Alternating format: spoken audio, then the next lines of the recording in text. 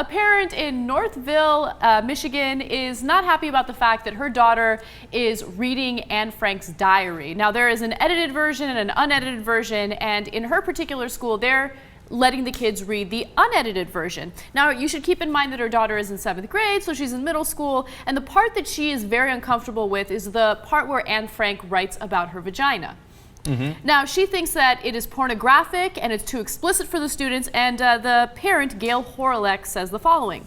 It's pretty graphic and it's pretty pornographic for 7th grade boys and girls to be reading. It's inappropriate for a teacher to be giving this material out to kids when it's really the parent's job to give the students this information. If they watch any kind of movie with a swear word in it, I have to sign a permission slip. It doesn't mean my child is sheltered. It doesn't mean I live in a bubble. It doesn't mean I'm trying to ban books. Except it kind of does, you know.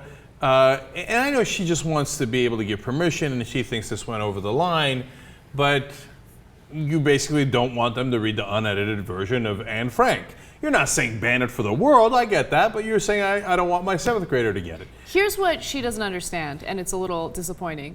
Your daughter, who is in middle school, is aware of what a vagina looks like and is aware of what Anne Frank has written. Like, she has experienced the exact same thing, right? Yeah. As a middle school, student, you start exploring these things. And it's not like reading a book or not reading a book is going to make a difference. This isn't going to corrupt her mind. So, two things about the Anne Frank book that's really important. Now, obviously, you read it partly for the things that your kids have not experienced.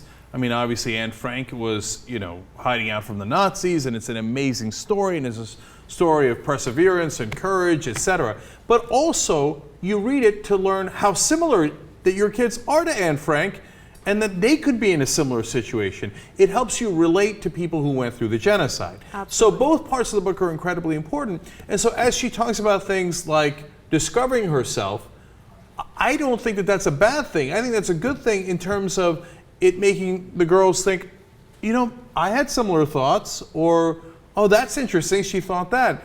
And look, if you were talking about 5-year-olds, I'm with you, okay? It might be too serious a material or too graphic, etc. But 7th graders, they already know. Besides which, they watch this show, and we're about to read them the passage anyway. So it's not going to work. There's this thing called the internet. And now when we read you the passage, you're going to see, I don't think it's offensive or pornographic at all. Especially when you keep in mind that at this point in their lives, they should be taught comprehensive sex education. So that kind of shows you my bias when it comes to this story. Look, they're teenagers, okay? They're starting to explore their sexuality. They need to learn about these things in a responsible way, right? Now, here's the part that the parent had an issue with. Anne Frank wrote, there are little folds of skin all over the place. You can hardly find it. The little hole underneath is so terribly small that I simply can't imagine a man can get in there, let alone how a whole baby can get out. Hasn't every woman wondered that at some point as they were growing up, when they were girls and they're discovering their bodies, haven't they thought like, wow, that's amazing, isn't it? Yeah. So, what's like pornographic? And that's how sex works. A man gets in there and then a baby comes out. I mean, she's acting as if they're reading 50 Shades of Grey or something. Yeah. This is Anne Frank's diary. It was the most memorable book that I read when I was in school. You know what I mean? And to suggest that you cut it down or you edit it and you change it, I don't think you should change it in any way, shape, or form. I'm actually against having an edited version of Anne Frank's diary taught in schools. I think since it's a middle school class, they should be reading the unedited version. They're exploring their sexuality. That's not to say that they're already having sex, but this is when kids become very curious about their anatomy, and that's totally normal. You shouldn't try to hide them from sex, because if you make it this big forbidden thing that they're not allowed to talk about or hear about, that's when they start to rebel and do things that are actually risky. And it's the height of irony to try to sanitize Anne Frank's diary. The whole point is, what happened to her was tragic.